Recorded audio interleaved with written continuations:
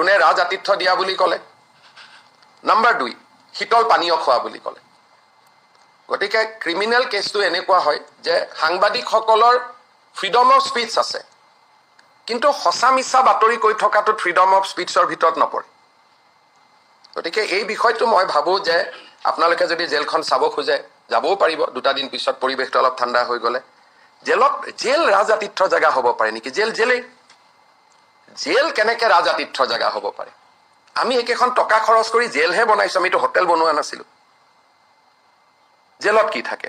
সৰু সৰু ৰুম থাকে, এটা ৰুমৰ পৰা এটা ৰুমত আহিব নোৱাৰা, ডাঙৰ ডাঙৰ ৱাল থাকে। জেলত ৰাজআতিথ্য হ'ব পাৰে নেকি? যদি আমি হোটেল এখনক জেললৈকে কনভাৰ্ট কৰিলোহেঁতেন। ৰঞ্জন দৈমাৰীৰ ক্ষেত্ৰত আমি তেওঁক এটা গেষ্ট হাউচত ৰাখিছোঁ। NDFBৰ বহুত কেইজন একিউজত চিৰাঙত এখন আমি গেষ্ট হাউচত ৰাখিছোঁ। তাত ক'ব পাৰে ৰাজআতিথ্য বুলি, আৰ্গুমেণ্ট চেক। কিন্তু জেলতে ৰাখিলে জেলখন কেনেকৈ ৰাজআতিথ্য হ'ব পাৰে?